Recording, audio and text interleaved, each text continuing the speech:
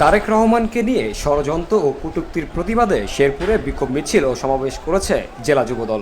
ষড়যন্ত্র হয়নি শেষ, সজাগ থাকো বাংলাদেশ, এমন স্লোগানে মুখর হয়ে ওঠে শেরপুর নিউ মার্কেট এলাকা। বৃহস্পতিবার বেলা 11টার দিকে জেলা বিএনপির কার্যালয় থেকে বিক্ষোভ মিছিল শুরু হয়ে শহরের প্রধান সড়কগুলো প্রদক্ষিণ করে থানার মোড়ে গিয়ে শেষ হয়।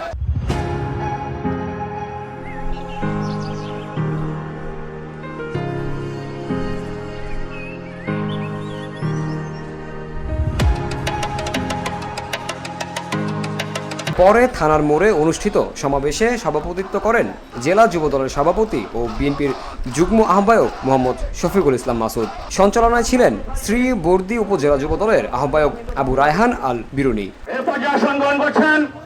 সমাবেশে আরও উপস্থিত ছিলেন যুবদলের সাধারণ সম্পাদক মোহাম্মদ আতাউল ইসলাম আতা, ছাত্রদলের সাবেক সভাপতি মোহাম্মদ শওকত হোসেন নেতৃত্ববৃন্দ। বক্তারা বলেন, তারেক রহমান শহীদ প্রেসিডেন্ট জিয়াউর রহমান ও তিনবারের প্রধানমন্ত্রী বেগম খালেদা জিয়ার সন্তান। দেশের গণতন্ত্রের প্রতীক এই নেতাকে ঘিরে চলা ষড়যন্ত্র কোনোভাবেই মেনে নেওয়া হবে না। তারা হুঁশিয়ার করে বলেন, যারা বিএনপির বিরুদ্ধে ষড়যন্ত্র করছে তাদের পরিণতি ভালো হবে না। দেশের শান্ত পরিবেশকে অশান্ত না করে গণতান্ত্রিক ধারায় চলার জন্য কটূক্তিকারীদের প্রতি আহ্বান জানান নেতারা।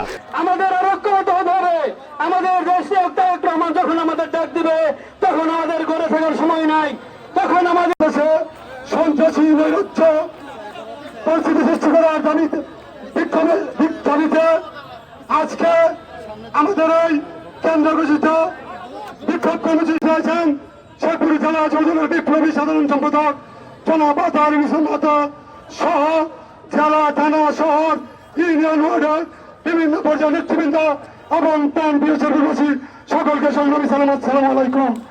সংগ্রামী সাথী বন্ধুগণ, আপনারা জানেন বাংলাদেশের বিরুদ্ধে এখন একটি সংক্ষিপ্ত প্রতিবাদ সভা করেছি। আমরা আজকের এই মিটিং থেকে এই সরকারকে জানিয়ে দিতে চাই, আপনারা পরিকল্পিতভাবে যে আইন শৃঙ্খলা পরিণতির অবনতি হয়েছে, আপনারা দ্রুত এই আইন শৃঙ্খলা উন্নতি ঘটান এবং অবিলম্বে সোহাগ হত্যা সহ আমাদের খুলনা যুবদল নেতাকে হত্যা করা হয়েছে, আমাদের কক্সবাজারের যুবদল নেতাকে হত্যা করা হয়েছে। আজকের এই মিটিং থেকে আমরা উক্ত হত্যার প্রতিবাদ জানাচ্ছি। অবিলম্বে খুনিদের গ্রেপ্তার এবং বিচারের মুখোমুখি দাঁড়া করার জন্য সরকারের প্রতি আহ্বান জানাচ্ছি। আজকে ষড়যন্ত্র করছেন তাদের উদ্দেশ্যে বলতে চাই, ইতিমধ্যে দেখেছেন সারা দেশে এবং গতকালকে ওই গোপালগঞ্জে কি হয়েছে আপনারা দেখেছেন।